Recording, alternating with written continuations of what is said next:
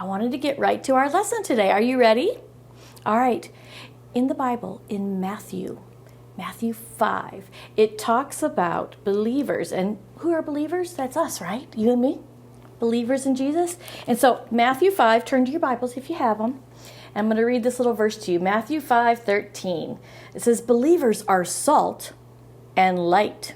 Are you ready? It says, you are the salt of the earth.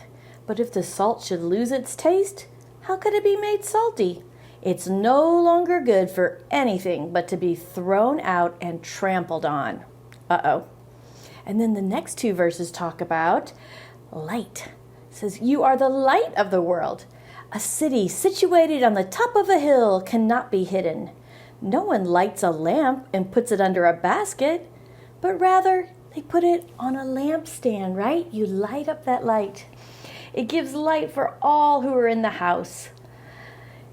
In the same way, let your light shine before men so they may see your good deeds and give glory to God.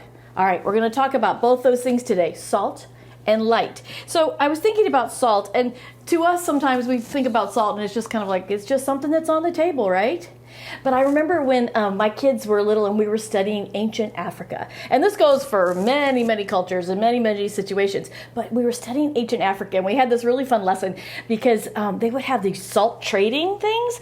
And so one tribe would come out and their land had a lot of salt. And so they would play their drums. Oh, I wish Mr. Chris was here. They would play their drums and then they would lay out all the salt and they would go away.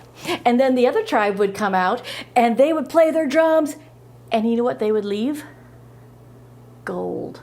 They were trading salt for gold. It was so priceless. It was so important to their culture, to our culture. Salt is really important. And why is salt important? It's tasty, right? It preserves things. Do you guys remember ever reading about, like maybe in frontier times, and it's still done sometimes, where they would cure and save meat with salt? Right? It makes things stay pure, right? Okay, so salt is really important. So Jesus is sharing this lesson with his disciples, and he's saying, you are the salt of the earth. You need to be like salt. And so I remember when I taught this lesson several years ago, one of my friends who was one of your moms, which, I really like that. I love that your mommies are my friends, and sometimes I get to hear about what you guys think and what you learned and how you're thinking about things. So one of my friends, actually, make sure you hug your mom today, okay? Tell them I said hi. But one of my friends came and they said, Miss Jamie said I should be tasty. And I'm like, that is what you learned today. I said, you need to be tasty, just like salt. All right? And so here's the example I gave. A bowl of chips. Yum, right? When I bring this bowl of chips out to you guys, I don't think there's very many who'd be like, no thanks. Everybody's like, ooh, chips, yay. Now, what do we like about chips? When I bring a plain potato, nobody goes crazy. But when you bring chips, you like them because they're salty, right? That flavor just draws you in.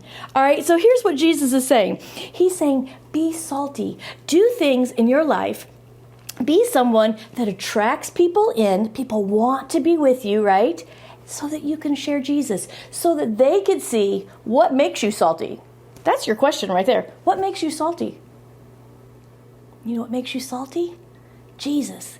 Jesus in your life makes you tasty, makes you salty, makes people want to be around you.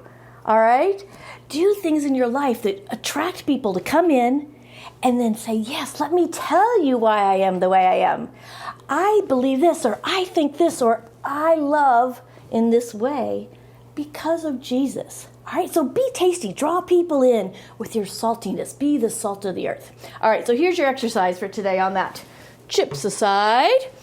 I want everybody, have your mom and dad do this together. This could be your family example, okay? It says, be salt on the jar. All right, think about things that make you salty and make you attract people to you. And then every time you not just think of it, or maybe you could do it, think, and then do it over it. But every time you do one of them, fill your jar. All right? So acts of kindness, going around maybe, I know you're not going out a whole lot right now, but some of you are seeing people. Some of you are able to talk to people on the phone or online. All right? You could send messages through the mail. There's still that thing called the mail going on. All right? Do some things, some acts of kindness, whatever is pure, noble, right, excellent, praiseworthy, all those things. Do some of those. And you know what? Have your mom do it. Have your dad do it. Have your siblings do it. And fill this jar full of salt. See how salty you can be this week, okay? All right, that's job number 1. Now, let's get to light. Jesus is the light of the world. Do you guys remember that song that we sang? We've sung this song a lot. It goes, light of the world, you step down into darkness. Open my eyes, let me see. And we have all the hand motions we do with it. Think about that song. So light of the world, you step down into darkness. Open my eyes and let me see. All right, who was that light? Who came into our world when it's very, very dark? Full of sin. Who was that? You guys know, right? That was Jesus. So we know that Jesus came in as a light. But what he's asking us, let's go over those verses one more time. All right, I'm going to read it for you right off my sheet. It says, you are the light of the world. A town built on a hill cannot be hidden. Neither do people light a lamp and put it under a bowl. Instead, they put it on a stand, and it gives light to everyone in the house. All right, so I brought out our Narnia lamp today. Now, even in Narnia, they knew to put the light up on a stand, right? When Lucy came through that wardrobe, she didn't come through. She looked at the snow, but she didn't say, oh, look at snow. As soon as she saw the light, she moved forward toward the light, right? The light draws people in. The light attracts people and brings them in. And so Jesus was telling his disciples, he's like, shine your light. The light that I put inside of you, shine that light so that everyone will come and hear about me. And when I'm saying me, I mean Jesus, right? All right, so that people will come and they'll see that light. They're like, what is it?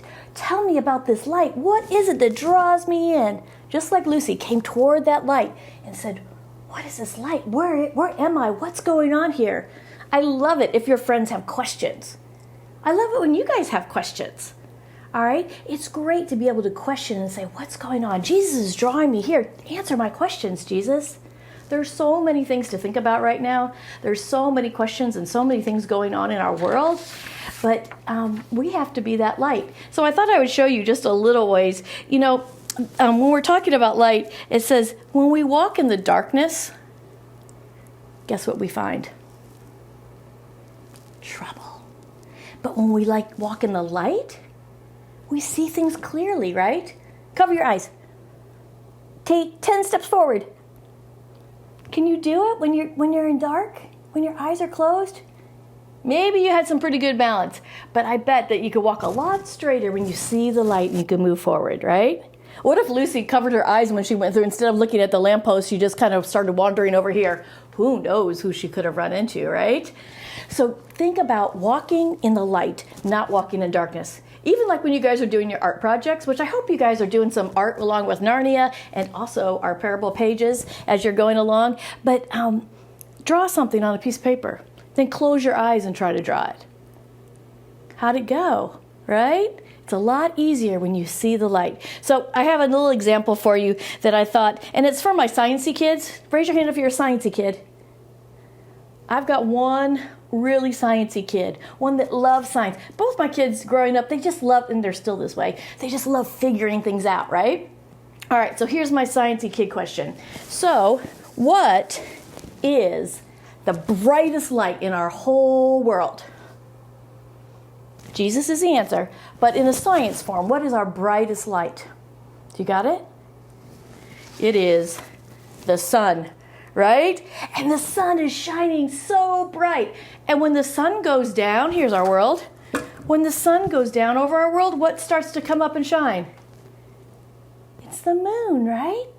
All right, so we have the sun during the day and the moon at night. You got the sun in the morning and the moon at night for all my musical theater kids. All right, so during the day, the sun is shining. During the night, the moon is shining. But how does the moon shine? If there was no more sun, could the moon shine? All right, kids who understand science, what's the moon made out of? It's just like a big rock, right? The sun is the one with the power. The sun is the one with the light. So, what I want you to think about is God, Jesus being the sun. Jesus is the sun. And the sun shines down on who? Us. We're like the moon. So when the sun shines onto us, when Jesus is in our lives, and Jesus is in our hearts, we can shine. We can shine. Look out. I want you tonight to go outside and look at that moon. See how bright it is. See how beautiful it is. That's exactly how bright and beautiful you can be today. When Jesus, the Son of God, is shining on you, you can reflect him. You can reflect who he is, and you can reflect who you are, that he is, with the gifts that he's put into you. Remember all those beautiful gifts we talked about last week? All right? So I hope you will go out. Look at the sun today and think about Jesus. Look at that moon tonight and think about, how can I be a reflection of who Jesus is? That's what those verses are talking about. We're going to be salt. We're going to be tasty and draw people in so they can see Jesus. And we are going to be a reflection. We're going to be the light. And we're going to reflect who Jesus is to our whole world. All right, guys? Can you do it? I know you can. I love you bunches, and I hope to see you every day on Instagram and on Facebook, and we're doing lots of reading and lots of cool activities too. So I'll see you on Saturday for those hands-on activities, but every other day for Narnia this week. I love you all. I'm thankful for you. See ya.